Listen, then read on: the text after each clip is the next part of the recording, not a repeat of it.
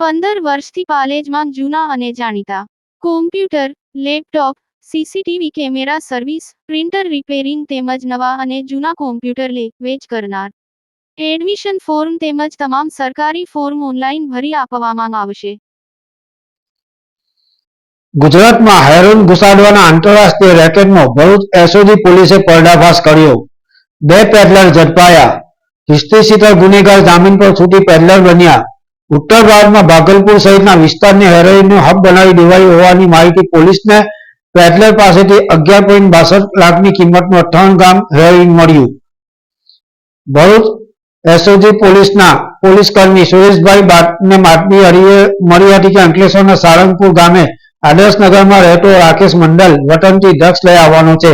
SOG PI AH છૈયા અને ટીમે Ankleshwar GIDC ડેપોમાં watch ગોઠવી હતી. એસટી ડેપોમાંથી રાકેશ મંડલ અને દીપક સિંહ આવતા તેઓની ધરપકડ કરાઈ હતી. રાકેશ મંડલ પાસે રહેલી સ્કૂલ બેગમાં કાળી થેલીમાંથી આછા બ્રાઉન રંગનો તીવ્ર વાસ આવતા પાવડરની 14 જીપલોક પડીકી મળી આવી હતી.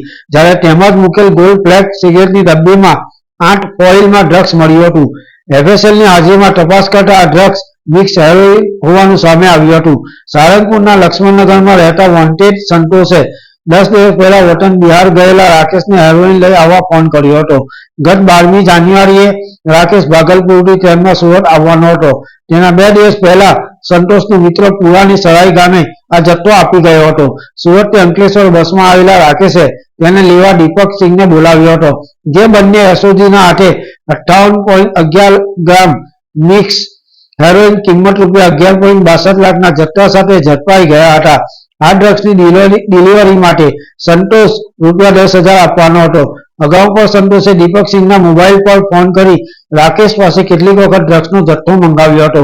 ભરૂચ એસઓજી પોલીસે હાલ અંકલેશ્વર રહેતા મૂળ બિહારના બંને આરોપીની મિક્સ હેરોઇન, 2 મોબાઈલ મળી કુલ રૂપિયા 11.72 લાખના મુદ્દામાલ સાથે ધરપકડ કરી જથ્થો મંગાવનાર સંતોષને વોન્ટેડ જાહેર કર્યો હતો. વાલેટ ટાઈમ્સ, ભરૂચ. ભરૂચ જિલ્લામાં અને ખાસ કરીને અંકલેશ્વરમાં નો ડ્રગ્સ ઇન ભરૂચ અને zero tolerance for drugs in Ankleshwar આ કેમ્પેન અંતર્ગત ગત રોજ 14/1/2026 ના રોજ ભરૂચ એસઓજીએ અંકલેશ્વર વિસ્તારમાં રેડ કરી અને એનડીપીએસ નો એક ખૂબ જ મોટો કેસ કરવામાં સફળતા મેળવી છે. જેમાં 2 આરોપીઓ રાકેશ કુમાર મંડલ તથા દીપક કુમાર સિંહ તેઓને ઝડપી પાડવામાં આવ્યો છે.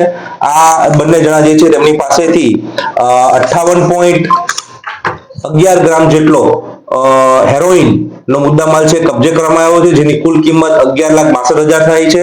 આ તમામ મુદ્દામાલ મળી અને કુલ 11,72,000 જેટલો મુદ્દામાલ છે એ જપ્ત કરવામાં આવ્યો છે અને આ બાબતે ગુનો દાખલ કરી અને પોલીસની તપાસ ચાલુ કરવામાં આવી છે. સર, આપણે જે આરોપીઓ છે એ લોકોની યુનિયન બેંકની લૂંટની અંદર પણ સામેલ હતા એવું કંઈક? આ બંને આરોપીઓએ ભૂતકાળમાં 2022માં યુનિયન બેંક ઓફ ઇન્ડિયામાં લૂંટ કરી હતી અને તેમની વિરુદ્ધ 2 અન્ય ગુનાઓ પણ નોંધાયેલા છે.